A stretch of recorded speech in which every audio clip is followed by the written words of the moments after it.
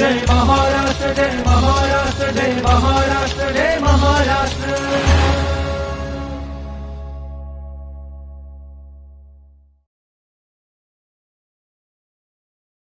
मंडळी नमस्कार.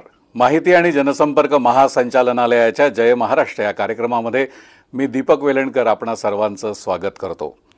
मंडळी आज 1 मे त्यानिमित्त महाराष्ट्र दिनाच्यासाठी आणि कामगार दिनानिमित्त आपणा सर्वांना शुभेच्छा. मंडळी आज world audio visual and entertainment summit म्हणजे वेव्स 2025 या परिषदेचं मुंबईमध्ये आयोजन करण्यात आलेलं आहे आणि या परिषदेचं उद्घाटन देशाचे पंतप्रधान माननीय नरेंद्र मोदी यांच्या हस्ते होत आहे. नरेंद्र मोदी सरांनी आपल्यासमोर एक उद्दिष्ट ठेवलेलं आहे आणि ते म्हणजे देशाला क्रिएटिव्ह एंटरटेनमेंट ह्या क्षेत्रामध्ये आघाडीवरती नेण्याचं आणि त्यासाठी आपल्या राज्याची यासाठी निवड करण्यात आलेली आहे. ही मोठी उल्लेखनीय गोष्ट आहे. आज सर्जनशील शक्ती, जागतिक गुंतवणूक आणि धोरणात्मक बदल याला चालना देण्यासाठी ही समिट आपल्या राज्यामध्ये होते. या समिटमध्ये नेमकं काय काय होणार आहे, याची तयारी कशी आहे, याविषयीची माहिती घेण्यासाठी आज आपण एका विशेष व्यक्तीला आमंत्रित केलेलं आहे आजच्या कार्यक्रमामध्ये. त्यांचं नाव आहे माननीय श्रीमती सुजाता सौनिक मॅडम. विशेष उल्लेखनीय बाब म्हणजे या राज्याच्या पहिल्या महिला मुख्य सचिव आहेत.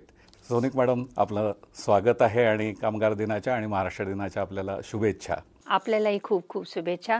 सर्वांना महाराष्ट्र दिनानिमित्त आणि कामगार दिवस निमित्त खूप खूप अभिनंदन व शुभेच्छा. समिट फार महत्त्वाची आहे. वर्ल्ड ऑडिओ एंटरटेनमेंट आणि ऑडिओ व्हिज्युअल आणि एंटरटेनमेंट समिट असं नाव आहे याच्यामध्ये. नेमकं आपल्या राज्यामध्ये ह्याचं आयोजन करण्यामागे याचं काय कारण आहे किंवा या समिट म्हणजे नेमकं काय काय होणार आहे याविषयी जरा आम्हाला माहिती द्या.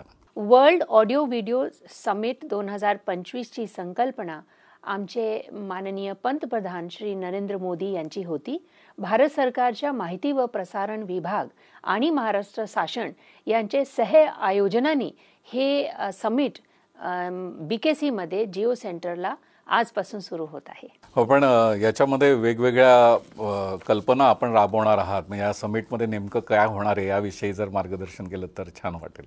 राज्याचे, राष्ट्रीयचे आणि आंतरराष्ट्रीय स्तरावरचे सर्व कलाकार आणि याच्यामध्ये नुसतं चित्रपट नगरीचेच कलाकार नाही तर याच्यामध्ये ॲनिमेशन, VFX, OTT असे वेगवेगळे माध्यम जे आज जगभरात खूप प्रसिद्ध झाले आहे याचे कलाकार एकत्र येणार आहे. एक कान आणि ऑस्कर सारखा कार्यक्रम आपल्या राज्यामध्ये होत आहे आणि हे दरवर्षी होणार आहे आणि अशी संधी सर्वांना मिळत आहे की त्यांनी इथे येऊन त्यांनी प्रदर्शनी करावे त्याची कलाची.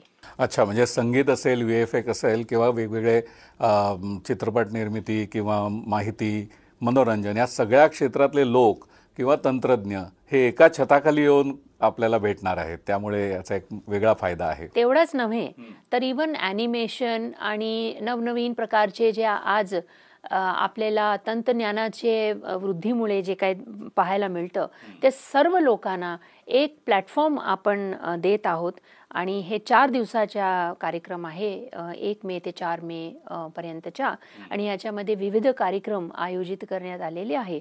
पहिल्यांदा होत आहे तरी पण आपल्याला आश्चर्य वाटेल की आतापर्यंत 91,000 पेक्षा जास्त नोंदण्या झालेल्या आहेत. 1123 असे आंतरराष्ट्रीय प्रकल्प या ठिकाणी येत आहे आणि 1200 आंतरराष्ट्रीय प्रकल्पांची इथे प्रदर्शनी होणार आहे. असा खूप व्यापक आणि मोठ्या स्केलवरती हे आयोजित करण्यात आलेलं आहे. आपण सुरुवातीला म्हणालात की राज्य शासन आणि केंद्र सरकार यांनी सहयोगाने ही योजना केलेली आहे, हे समिट भरवलेलं आहे. मग आता याच्यामध्ये राज्याचा काय भाग असेल, म्हणजे आयोजनामध्ये कशी तयारी आपण केलेली आहे? तर राज्याने जवळजवळ सर्व प्रकारच्या तयाऱ्या केल्या आहेत. याची वेगवेगळ्या माध्यमाने प्रसिद्धी, याचे लॉजिस्टिक्स, वाहतूक, सुरक्षा, येणारे जे आपले पाहुणे आहे त्यांना एअरपोर्टपासून BKCला आणणे, त्यांना व्यवस्थितपणे तिथे सर्व सोयी सुविधा देणे, लिएझनिंग, हे सर्व प्रकारची जो व्यवस्था आहे तर राज्य सरकारचे विविध विभागांनी प्रामुख्याने याच्यामध्ये उद्योग विभागाचा प्रमुख भाग आहे आणि त्याचबरोबर मुंबई पोलीसचा आहे. एवढे लोक यामध्ये सहभागी होत आहेत म्हणजे स्वाभाविकपणे हे काय आपल्याच देशातले असतील असं नाही तर परदेशातले सुद्धा असतील. तर कुठल्या वेगवेगळ्या देशातले लोक किंवा कुठल्या वेगवेगळ्या क्षेत्रातले लोक यामध्ये सहभागी होणार आहेत? जवळजवळ 93 आंतरराष्ट्रीय ठिकाणून म्हणजे वेगवेगळे विश्वचे जे राज्य आहे तिथून हे लोक येत आहे आपल्याकडे.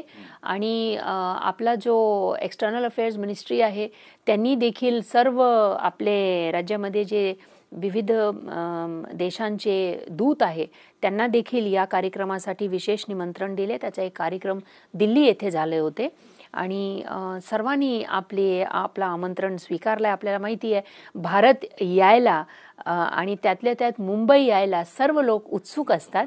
या परिषदेमध्ये माननीय पंतप्रधान यांच्याबरोबर 93 देशांचे मंत्री, उद्योगपती, कंटेंट क्रिएटर, वेगवेगळे माध्यमामध्ये कलावंत हे सर्व आजपासून आपल्या राज्यामध्ये येणार आहे आणि त्यांची कलाची प्रदर्शनी करणार आहे. याच्यासाठी दिवसभराचे खूप वेगवेगळे कार्यक्रम आयोजित आहे. सर्व कार्यक्रम BKCला जिओ सेंटरला होत आहेत. बरं, पण एकंदरीतच आपण संगीत, चित्रपट किंवा माहिती, मनोरंजन याच्यामध्ये हल्ली गेमिंगला जास्त जोर आहे. लोकांचा खूप उत्साह त्याच्यामध्ये दिसून येतो. तर गेमिंगच्या क्षेत्रातले काही लोक किंवा कंपन्या वगैरे येत आहेत की नाही? आपल्याला सांगताना मला खूप आनंद होतोय की गेमिंगमध्ये सर्वात जास्त प्रतिसाद आम्हाला मिळाला आहे आणि आंतरराष्ट्रीय स्तरावरच्या काही कंपन्या ह्या सर्व लोकांनी याच्यामध्ये सहभाग घ्यायचे योजले आहे. ते आपल्याकडे येणार आहे आणि मला असं वाटते की येणाऱ्या दिवसामध्ये गेमिंग हा एक जो क्षेत्र आहे आतापर्यंत आपल्या राज्यामध्ये किंवा आपल्या देशामध्ये एवढा खूप पसरलेला नाहीये, पण येणाऱ्या दिवसामध्ये हे खूप पुढे जाईल.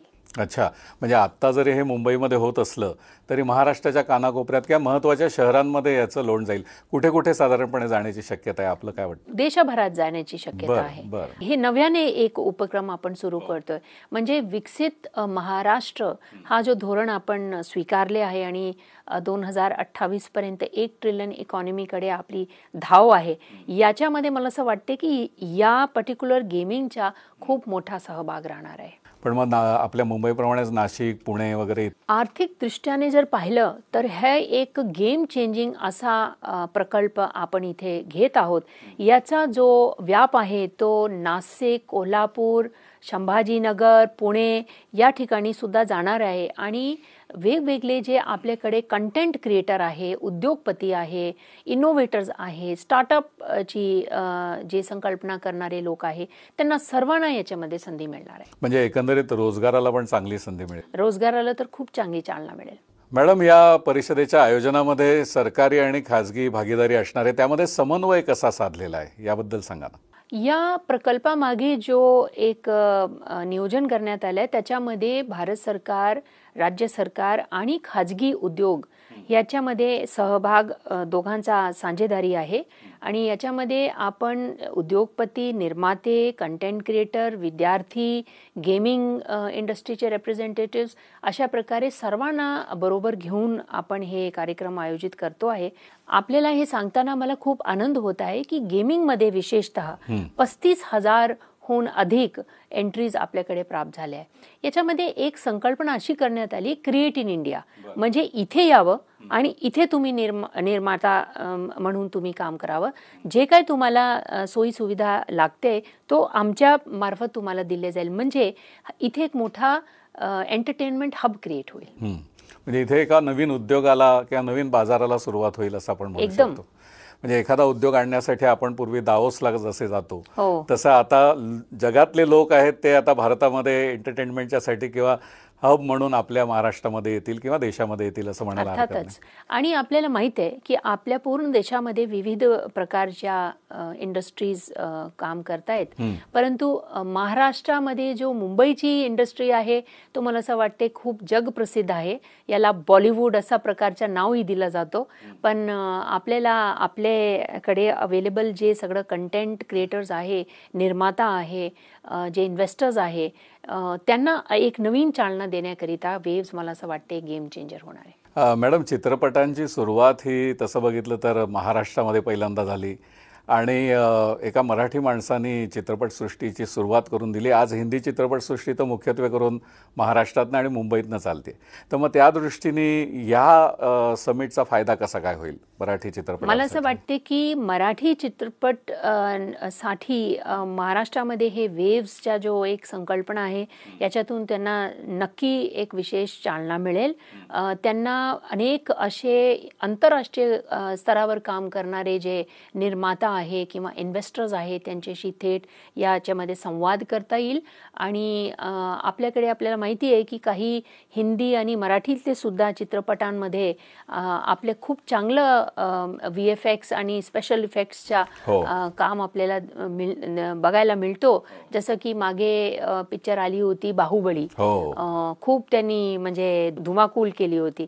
तर बाहुबली नंतर RRR आली, आता अलीकडेच्या काळामध्ये छावा आली आहे, पावनखिंड पण आहे मराठीची चित्रपट. याच्या मागे जे काही काम करणारे लोक आहेत ते सगळे भारतीय आहे, महाराष्ट्रीयन आहे. आता या पार्श्वभूमीवर यांना जर एका इंटरनॅशनल प्लॅटफॉर्मवरती त्यांची कलाचं प्रदर्शन करण्याची संधी मिळाली तर नक्की त्याच्याने मला असं वाटते की या सर्व चित्रपट नगरी नव्हे तर सर्वांना एक संधी मिळेल. पण मग या परिषदेमुळे एक क्रिएटिव्ह इकॉनॉमिक हब म्हणून महाराष्ट्राकडे कसं काय पाहिलं जाईल? तर महाराष्ट्रामध्ये आता आपल्याला माहिती आहे आपल्याकडे मोठी फिल्म सिटी आहे. त्या फिल्म सिटीच्या आधुनिकीकरण करणे, त्याला नवनवीन प्रकारची तंत्रज्ञान देणे आणि त्याचा विस्तारीकरण करणे हे सगळं देखील याच्यामध्ये नियोजित आहे. आणि पहिल्यांदाच आपण एक करारनामा पण केला आहे केंद्र शासनाबरोबर. त्याच्यामध्ये IICT म्हणजे एक टेक्निकल इन्स्टिट्यूट फक्त चित्रपट नगरीच्या ज्या कलाकार आणि कामगार आहेत त्यांना कपॅसिटी बिल्डिंग प्रशिक्षण देण्यासाठी आपण हे एक नवीन टेक्निकल इन्स्टिट्यूट पण इथे उभा करणार आहोत, तिथे फिल्म सिटीमध्ये. इथे फिल्म सिटी. पण मग आता याच्यासाठी गुंतवणूक मोठ्या प्रमाणावरती लागेल. मग त्याकरता आपण काय विचार केलेला आहे महाराष्ट्र राज्य म्हणून? याच्यामध्ये आपण राज्य सरकार याच्यामध्ये गुंतवणूक करेल आणि ते संधी उपलब्ध करून देईल. आपल्याकडे इतरही टेक्निकल इन्स्टिट्यूट्स आहे पण पर्टिक्युलरली या क्षेत्रासाठी न होता, विशेषतः या क्षेत्रासाठी न होता. आता आपण तसं करण्याच्याही योजले आहे. मॅडम, यापूर्वी आपल्याला तंत्रज्ञान विषयक काही शिक्षण घ्यायचं असेल तर परदेशात जावं लागत होतं. पण मग आता महाराष्ट्रामध्ये जर अशा पद्धतीची संस्था उभी राहते आणि वेगवेगळ्या क्षेत्रामध्ये आपण जर काम करणार आहोत तर त्यातलं प्रशिक्षण मिळावं आणि ते सुद्धा आंतरराष्ट्रीय दर्जाचं मिळावं यासाठी आपण काही प्रयत्न केला आहे का? हो, निश्चित केले गेले आहे. आपण आता नवी मुंबई येथे एक एड्युसिटी म्हणून एक नवीन प्रकल्प हाती घेतो आहे. त्याच्यामध्ये 3 महत्त्वाचे सामंजस्य करार करण्यात आले. त्याच्यामध्ये न्यूयॉर्क युनिव्हर्सिटी बरोबर एक सामंजस्य करार करण्यात आला आहे. युनिव्हर्सिटी ऑफ यॉर्क UK शी एक करार करण्यात आला आहे आणि त्याचबरोबर युनिव्हर्सिटी ऑफ वेस्टर्न ऑस्ट्रेलिया यांच्याबरोबर देखील करारनामे करण्यात आले आहे, जे आपल्याला या ठिकाणी हे सर्व तंत्रज्ञान आणि नवीन प्रशिक्षण देण्याची संधी उपलब्ध करून देतील. मॅडम, आता इतक्या चांगल्या पद्धतीने आपल्याला जर काम करायचं असेल तर मग त्यासाठी आधुनिक स्टुडिओ लागतील. त्याशिवाय खास करून पोस्ट प्रोडक्शनसाठी आपल्याला खूप वणवण करावी लागते. तर या सगळ्या गोष्टी एका छताखाली जर मिळाल्या तर एखाद्या निर्मात्याच्या दृष्टीने ती फायद्याची गोष्ट होऊ शकते आणि त्यातून चांगली निर्मिती होईल. तर त्या दृष्टीने आपण एक शासन म्हणून त्यांना कशी काय मदत करणार आहोत? या पार्श्वभूमीवर मुंबईच्या गोरेगाव येथे 120 एकर जागा ह्याच्यामध्ये जागतिक दर्जाची एक फिल्म सिटी उभारण्याचा देखील प्रकल्प एक आपण अंतिम टप्प्यात आता आणले आहे. याच्यामध्ये आपल्याकडे आधुनिक studio, post production, animation, VFX, gaming आणि इतर सर्जनशील उद्योगांना उच्च दर्जाची पायाभूत सुविधा देण्याचे सुद्धा सोयी उपलब्ध होणार आहे. त्याचबरोबर prime focus, DNG, Godrej, red chillies यासारख्या आघाडीच्या स्टुडिओज हे महाराष्ट्रातील गुंतवणुकीमुळे जागतिक दर्जाच्या माध्यम व मनोरंजन क्षेत्रातील परिसंस्था निर्माण होत आहे. हे सर्व प्रकल्प मोठ्या प्रमाणावर गुंतवणूक घेऊन येत असून राज्यात एक सशक्त आणि आधुनिक मीडिया व एंटरटेनमेंट इकोसिस्टम घडवण्याच्या दृष्टीने महत्त्वाचे पाऊल होणार आहे. पण मग मॅडम, राज्य शासनानं काही मीडिया किंवा एंटरटेनमेंटच्या दृष्टीने नवीन धोरण पण आखलं असेल ना? हो, त्याविषयी एक धोरण करण्यात आलंय. त्याचं नाव आहे ऑडिओ, व्हिडिओ, गेमिंग आणि कॉमिक्स. अशा धोरण तयार करण्यात आला आहे, ज्यामुळे महाराष्ट्राला जागतिक दर्जाच्या सुविधा आणि प्रोत्साहन मिळतील. या धोरणाचा उद्देश महाराष्ट्राला मीडिया आणि मनोरंजनच्या जागतिक राजधानीमधून एक स्थान मिळवून देण्यासाठी. वा, म्हणजे आता आंतरराष्ट्रीय निर्मिती, आंतरराष्ट्रीय दर्जाची निर्मिती आणि आंतरराष्ट्रीय पातळीवरनं गुंतवणूक, या सगळ्याच गोष्टी या आपल्या या समिटमुळे साध्य होणार आहेत असं म्हणायला हरकत नाही. मला असं वाटते की एक गोष्ट तरी स्पष्ट आहे की सर्व प्रकारचा विचार करून हे जो आपण वर्ल्ड समिट या ठिकाणी करतोय, याच्या पाठीमागे आपण विचार करू शकता किती प्लॅनिंग आहे, किती लोकांशी आम्ही संवाद सुरू केले, किती लोकांना निमंत्रण दिले आहे आणि खूप काम याचे मागे करण्यात आलं आहे. आणि नंतर हा समिट होतो. असं नव्हे की आपण पहिले समिट करतो आणि नंतर आम्ही सगळ्या गोष्टींचा विचार करणार, असं नाही आहे. या विरुद्ध सर्व नियोजन करून आपण समिट करतो. पण आता तुम्ही ज्यांच्याकडे गेलेला आहात की ज्यांना आमंत्रित केलंय, त्यांचा प्रतिसाद कसा होता? अतिशय छान प्रतिसाद आहे. मी आपल्याला मागाशी सांगितलं की आंतरराष्ट्रीय दर्जाचे जे उद्योगपती आहे, निर्माता आहे, म्युझिक आणि ऑडिओ व्हिज्युअल मीडियमचे जे निर्माता आहे, ते सर्व आपल्याकडे या ठिकाणी येणार आहे. मॅडम, आतापर्यंत आपण छान माहिती दिलीत, परंतु या कार्यक्रमाच्या अखेरीस आपण या परिषदेच्या निमित्तानं काय संदेश द्याल? वेव्स 2025 हे एक परिषदच नव्हे, तर महाराष्ट्राच्या नवऊर्जा, नवसंकल्पना आणि सांस्कृतिक नेतृत्वाचा एक जागतिक उद्घोष आहे. वा, तुमच्यात असलेली सर्जनशीलता, कल्पकता आणि ऊर्जा हीच महाराष्ट्राची खरी ताकद आहे. आजच्या संधी तुमच्या समोर आहे, हे पूर्वी कधीच नव्हते. आज तुमची आवाज ऐकली जाईल आणि तुमचे स्वप्न पूर्ण करण्याची संधी तुम्हाला मिळेल. तुमच्यासाठी एक जागतिक व्यासपीठ उपलब्ध करून दिला जात आहे, जिथे तुमची आवाज ऐकली जाईल, तुमची कलाकृती पाहिली जाईल आणि तुमचे स्वप्न आंतरराष्ट्रीय स्तरावरती पूर्ण होतील. भारत आणि विशेषतः महाराष्ट्राचं नाव creative capital of the world मध्ये गणलं जाईल. आज आपल्याला वेव्स एक्सेलरेटर आणि क्रिएट इन इंडिया चॅलेंजमध्ये एक सुवर्ण संधी उपलब्ध करून दिली जात आहे. आपण जगाकडे पाहण्यापेक्षा जगाने आपल्याकडे पाहावे, एवढी गुणवत्ता आणि आत्मविश्वास आपल्यामध्ये प्रतिभेत आहे. मंडळी, आजपासून सुरू होणारी वेव्स 2025 ही परिषद येत्या 4 तारखेपर्यंत वांद्र्याच्या जिओ वर्ल्ड कन्व्हेन्शन सेंटरमध्ये आहे. आपण जरूर त्याचा लाभ घ्यायला पाहिजे. आणि आत्ता सुजाता सोनिक मॅडमनी जसं सांगितलं तसं चित्रपट निर्मिती असेल, मनोरंजनाचे क्षेत्र असतील, त्यासाठी लागणाऱ्या सगळ्या गोष्टी एका छताखाली आपल्याला पाहायला, अनुभवायला मिळणार आहेत. परदेशातल्या, देशातल्या वेगवेगळ्या तंत्रज्ञानं आणि नामवंत मंडळींना भेटायची संधी आपल्याला मिळणार आहे आणि त्यानिमित्ताने उत्तम उत्तम कलाकृती देखील आपल्याला पाहायला मिळणार आहे. सोनिक मॅडम, आज आपण वेळात वेळ काढून इथे आलात आणि खूप छान माहिती आम्हाला दिली. त्याबद्दल जय महाराष्ट्राच्या वतीने मी आपले आभार मानतो. धन्यवाद. धन्यवाद. मंडळी, तेव्हा पुन्हा भेटूया नवीन मान्यवरासह, नवीन विषयासह. तोपर्यंत नमस्कार. नमस्कार. जय महाराष्ट्र, जय महाराष्ट्र, जय महाराष्ट्र, जय महाराष्ट्र.